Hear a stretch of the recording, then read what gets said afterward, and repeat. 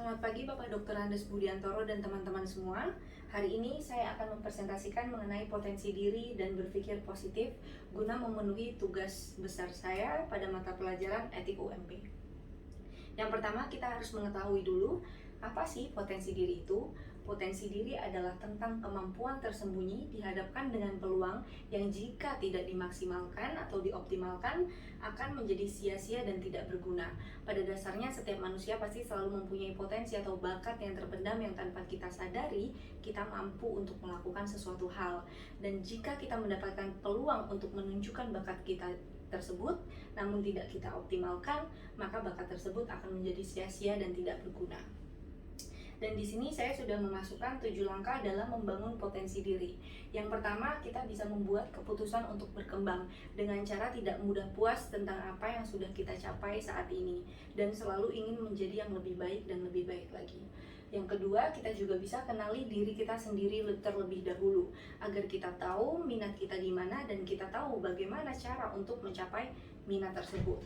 Yang ketiga, di sini juga ada menyingkirkan rasa takut kegagalan, karena pada dasarnya setiap manusia itu pasti pernah gagal.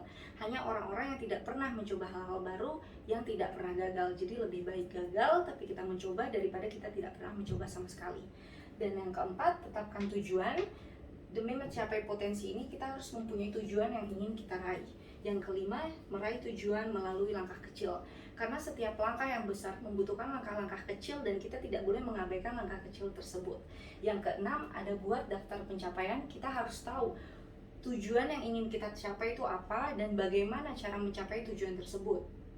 Mungkin kita harus menulis untuk 1 tahun ke depan kita apa yang ingin kita capai, 2 tahun ke depan, 5 tahun ke depan, sehingga hidup kita lebih terarah.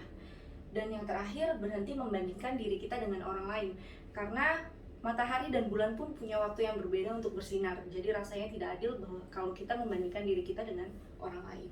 Dan selanjutnya, di sini saya sudah memasukkan juga di sini saya sudah memasukkan juga percepatan mencapai tujuan. Dan yang pertama ada raihlah ridho orang tua. Karena jika kita tidak mendapatkan ridho dari orang tua, maka tujuan atau goals yang ingin kita capai rasanya tidak maksimal karena dukungan yang kita dapat pun tidak maksimal. Yang kedua, berdoa, tidak lupa. Dan yang ketiga, keluar dari zona nyaman. Keluar dari zona nyaman ini artinya juga berani untuk mencoba hal-hal yang baru.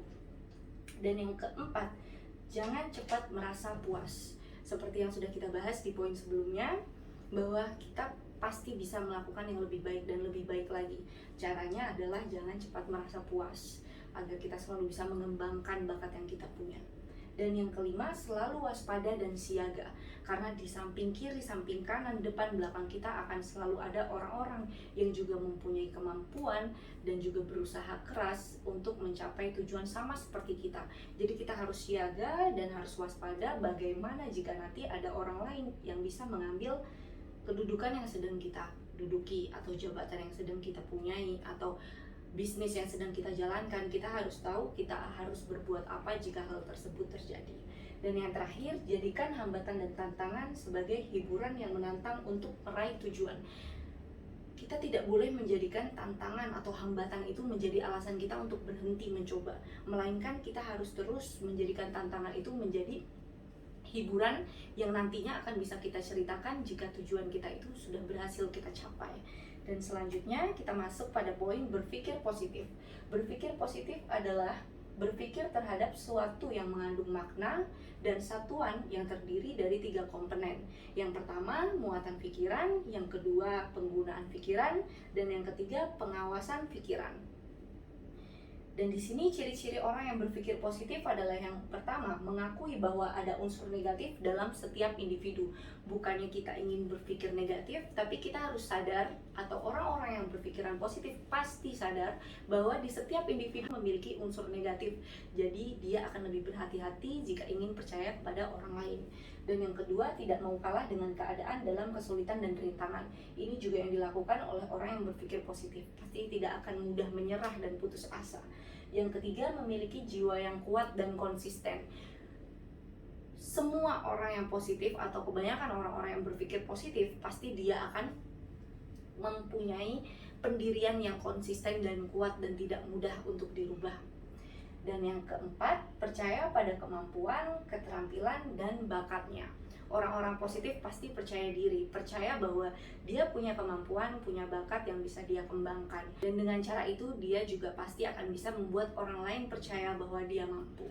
Dan yang terakhir, membicarakan hal-hal yang positif. Pasti orang-orang yang positif juga selalu berbicara tentang hal-hal yang positif, tidak menyakiti hati orang lain.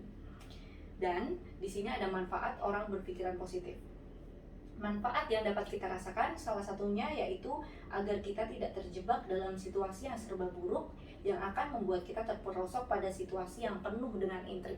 Karena kita, orang-orang yang berpikiran positif, sudah melakukan hal-hal yang tadi sudah kita sebutkan, yaitu berwaspada, berhati-hati, tidak mudah putus asa. Jadi pasti hal-hal yang penuh dengan intrik ini akan terhindari untuk orang-orang yang positif. Dan manfaat lainnya juga ada. Kebiasaan berpikir positif merupakan sikap dan tindakan yang mendatangkan manfaat besar individu yang bersangkutan, yaitu berkenaan dengan health atau kesehatan, karena pikiran itu sangat berpengaruh sekali untuk kesehatan kita, dan feeling of success atau pandangan kita mengenai kesuksesan, dan juga optimism atau optimis kita dalam mencapai kesuksesan, terus positive emotion atau kita selalu menunjukkan emosi yang selalu positif, dan juga positive response to failure, menyadari bahwa setiap orang itu pasti pernah gagal. Jadi ini salah satunya manfaat orang yang berpikir positif juga, kita gak akan pernah takut dengan kegagalan. Dan selanjutnya ada self confidence atau percaya diri, dan juga positive self image atau citra yang positif untuk diri sendiri, dan juga every cloud has a silver lining atau bisa juga diartikan menjadi setiap kesusahan atau kesedihan yang kita rasakan bisa jadi ada keberuntungan di dalamnya. Dan juga kreatif atau kreativitas, dan juga persistensi. Nah, persistensi ini juga bisa diartikan menjadi kegigihan atau ketangguhan kita dalam mencapai suatu tujuan. Dan yang terakhir ada positive relationship. Positive relationship ini sudah pasti, jika orang-orang yang positif pasti dia akan mencari relationship atau relasi yang positif-positif juga.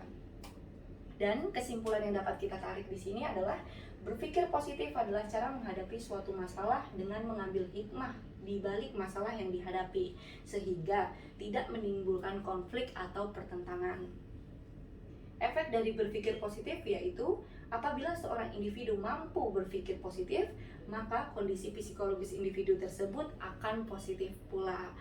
Demikian yang dapat saya sampaikan, semoga jelas dan dapat diterima dengan baik.